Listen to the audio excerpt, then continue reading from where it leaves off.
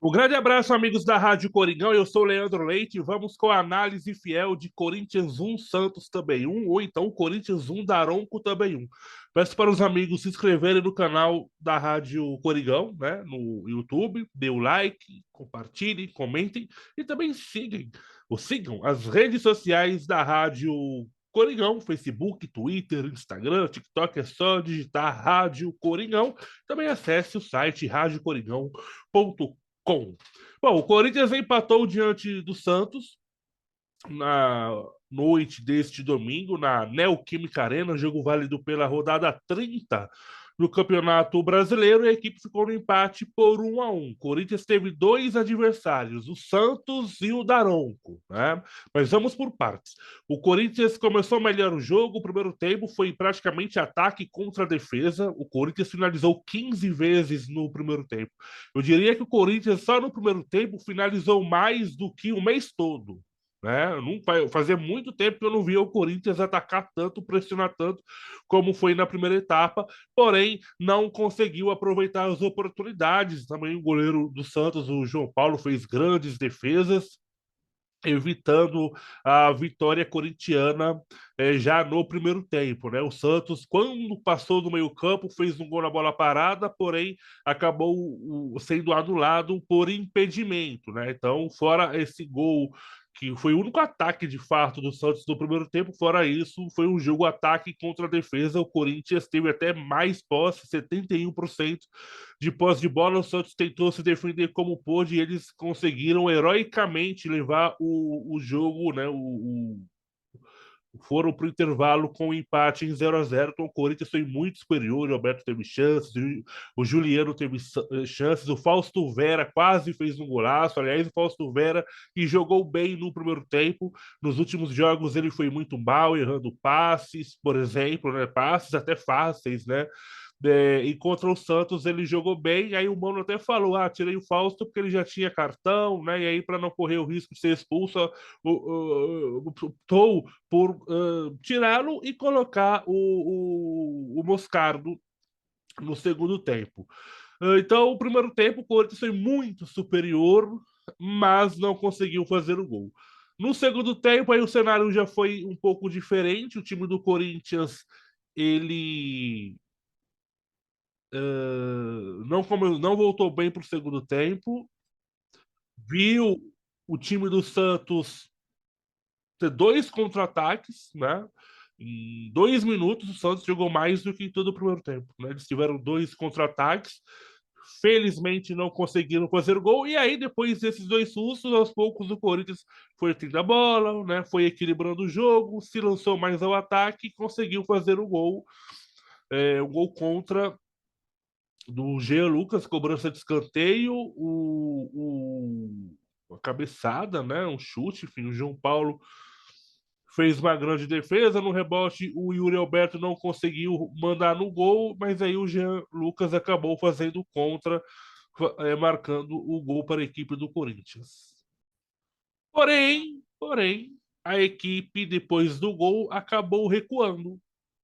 Acabou recuando, deu a bola para o Santos e falou: toma a bola, Santos, e faça o seu jogo. E o Santos, um time tecnicamente é um time frágil, um time fraco, teve a bola, mas não sabia o que fazer com ela. O Cássio mesmo não fez nenhuma defesa no jogo, nenhuma grande defesa no jogo, né? O Santos, quando tinha a bola, mandava a bola na arquibancada. O Gandula parece que até caiu, coitado. Num chute lá que choveu muito, né? Falaram lá que o Gandula caiu. Então, quem teve trabalho foi o Gandula e não o Cássio, né? Então, mas ainda assim era perigoso, porque o Corinthians, ok, teve ali um ou outro contra-ataque para de repente tentar fazer os 2-0. O Mano colocou o Mano Menezes colocou o Wesley para botar um pouco mais de velocidade no ataque, porque, claro, ele sabia que o Santos ia para tudo ou nada, porque eles só se defenderam o jogo todo. E aí, perdendo o jogo, eles não iam ficar só se defendendo, eles iam partir pro tudo ou nada e ia deixar espaços. E aí colocou o Wesley para tentar no contra-ataque, aproveitar a velocidade do garoto para fazer 2-0 e matar o jogo, mas infelizmente isso não aconteceu. O Corinthians não soube aproveitar. Acho que o Corinthians também queria ali decidir os lances de qualquer maneira, e isso acabou prejudicando. Uma coisa que eu não gosto é de ver o Yuri Alberto, por exemplo, jogando pelos lados do campo. O Yuri Alberto teve alguns lances que ele, no lado do campo, ele fazia o cruzamento para alguém na área finalizar no gol. Só que tem que ser ao contrário. Ao contrário, é o Yuri Alberto que tem que estar no meio da área para receber os cruzamentos e fazer o gol. Ele é o centroavante, né? Então, ele no lado, pelos lados do campo, eu não gosto, eu acho um desperdício. Contra o Fluminense, por exemplo, que o time estava mais compacto, né? Meio, os meias bem próximos ali do Yuri Alberto, quando ele teve chances de fazer os gols, ele fez. Né? E ele jogando centralizado. Pelos lados do campo, eu não gosto, porque o Corinthians joga com um atacante, de fato.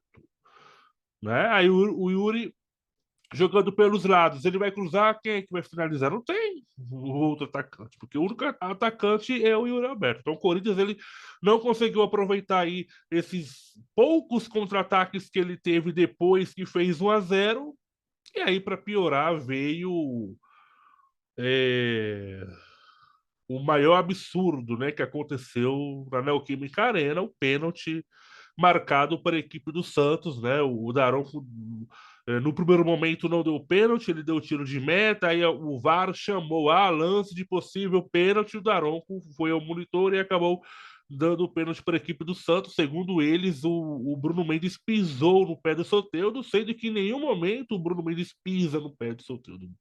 O pé do Bruno Mendes está no chão. Então, se o pé do Bruno Mendes está no chão, como é que ele ia pisar no Soteldo? Porque se o pé dele estivesse, né, no alto, daí ele tenta dar o bote, aí, ok, mas não, o pé do cara está no chão, como é que ele ia querer pisar no adversário? E o pior de tudo é que o Daronco foi no monitor e, né, confirmou o pênalti para a equipe do Santos. É que muita gente também fala assim: ah, eu quero ver marcar um pênalti contra o Corinthians nos acréscimos dentro de Itaquera. O Daronco deve ter pensado nisso, falou: vou mostrar que eu tenho personalidade, que eu posso marcar um pênalti contra o Corinthians em Itaquera aos 53 do segundo tempo. Ele foi lá e deu o pênalti. Só que não foi pênalti, e aí ele acabou prejudicando a equipe do Corinthians, e o Corinthians deixa de somar aí mais 2 pontos, que seriam importantíssimos, né? Com uma vitória, o Corinthians poderia subir para a 11ª colocação e se distanciaria ainda mais da zona do rebaixamento, mas acabou, repito, sendo prejudicado pela arbitragem. E não foi, claro, que o erro do pênalti foi o mais grave, mas também dar 9 minutos de acréscimos também foi exagerado. Quem viu o jogo sabe que não foi para 9 minutos de acréscimos. Não foi. Tá? Então, realmente, o Daronco acabou sendo peça fundamental é, pelo empate do Corinthians diante do Santos, né? Então ele acabou interferindo no resultado, e quando o árbitro interfere no resultado, é sinal que ele não foi bem, não foi nada bem.